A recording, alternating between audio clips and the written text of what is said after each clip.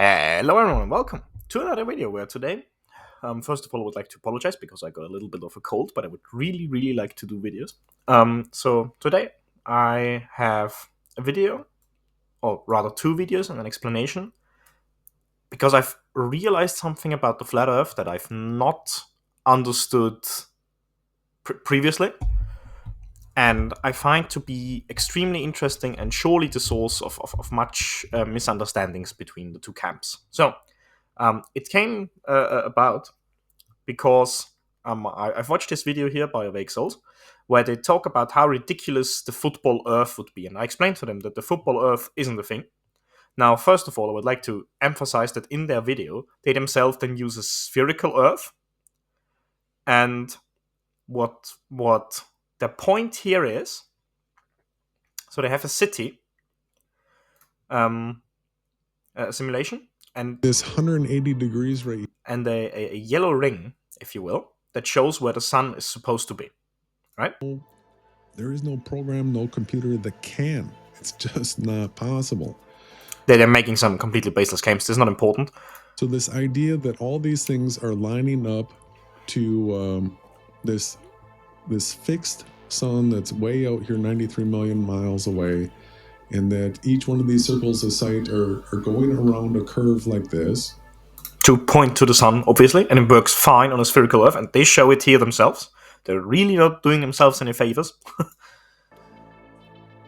While Earth is spinning. While Earth is spinning, let's go back to this, and I want to show you again that because we're on a fixed and stationary plane. So up here, he manipulates the latitude, and so you can see how the yellow ring moves in accordance to that, matching the globe model, by the way. In order for this to be the heliocentric model, so this is one of the things they keep on saying, oh, this is based on the globe. This is based on the globe. Certainly it is.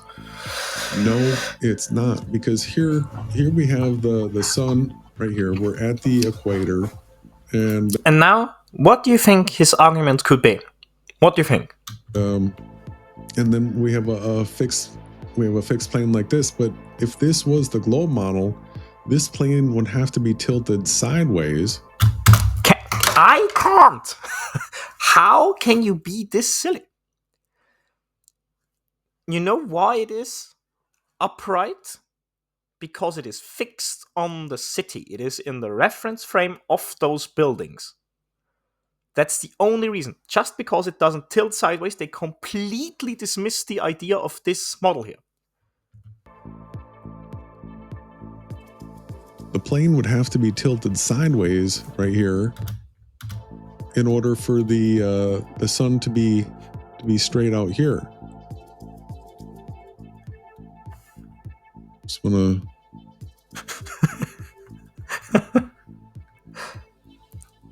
and here because this plane here isn't sideways. That's it apparently. Okay, so can you? I in case you're watching this, which you're not, because you've commented actually in the comments here that you without I was able to show how to this blah blah blah. He's making some claims. At the same time, because you don't have to rotate the baseline. So essentially, they're saying you can't be on your head, which is ridiculous because someone standing there due to gravity would see it like that. it's like So I watched that with, as you can see, immense disbelief in the capability of these two people to blink and like breathe. But let's not. And then I watched another video of theirs, and it made a little click. They're talking here about the solar system, and I was wondering why they're talking about some ridiculously large TV why this matters to flat Earth or something.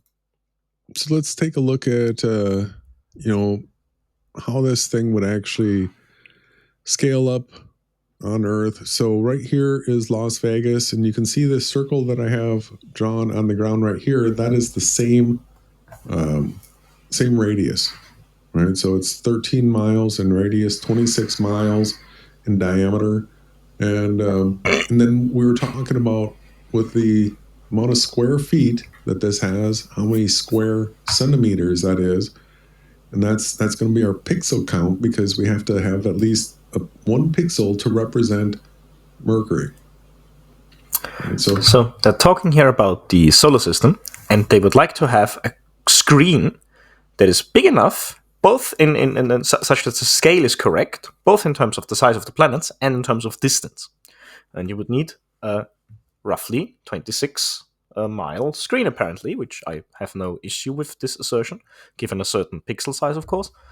Um, but what bothers me, oh, I'm sorry, that appears to be the smoke alarm.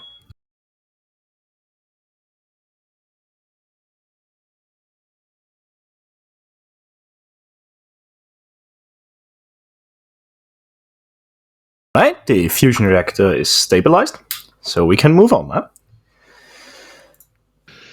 Can you say that again slowly? I really want people to understand. So, for us to have Mercury be how many pixels? one pixel for being 1 centimeter. So to create this screen that we're looking at here, this is to scale. So when someone like Jeranism, you're going to hear later say, yeah, this model's to scale. So to actually show a computer screen with a model to scale, you have to have it be 26 miles in width. And we do have an answer. Solid Tank actually got the correct answer of all the dumbass things that the heliocentrists have come up with. They named our solar system the solar system. I mean, Yeah, they talk about something else in the background. And so,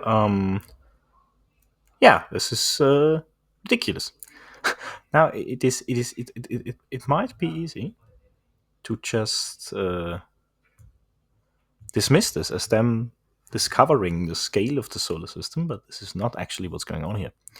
What is actually happening here is they think that in order to make conclusions about our model, you need to have it existing completely to scale, visually, as a thing you can touch. And I haven't made this realization about that previously. So I would like to talk now about what is a model, a guide for flat earthers. And this is not, this is because I realized what they mean by we don't have a model. Because they have no idea what a model is. Okay, so let's talk about what is a scientific model. So when you Google model and you get to Merriam-Webster, you see all of these different definitions here of model. And flat earthers, well, surely we mean that one, right? Scientists surely mean that one when they say model. No, we mean this one.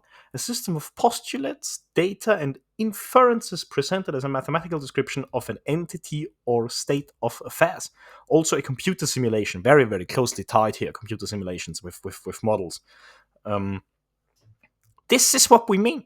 We don't need to see the thing. It can be in a computer. So what do you mean? Let us build a model. Let's build a model that only just gives that simulates two particles. Two because it's easier.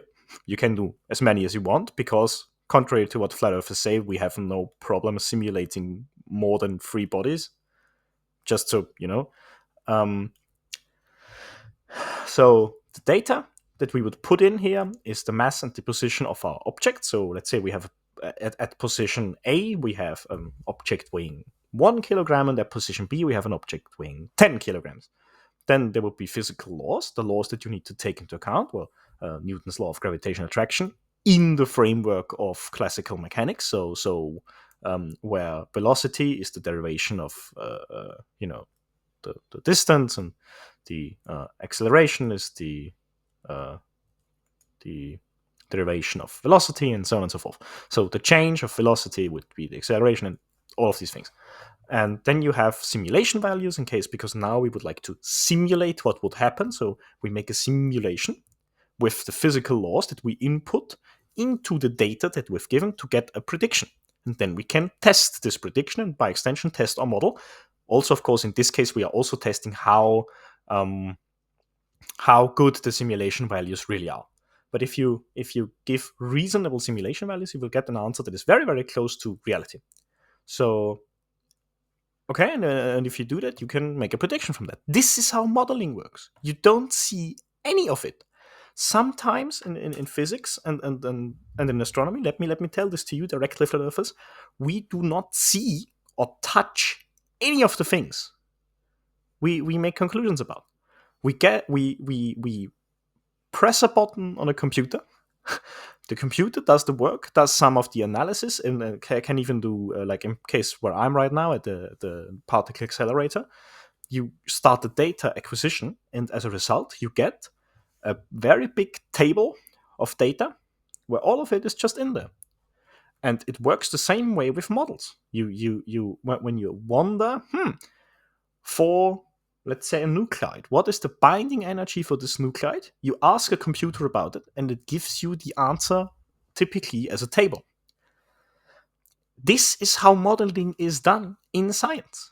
We don't need a huge screen to see the whole solar system. It is just in data, and we get the data out of the model that we need.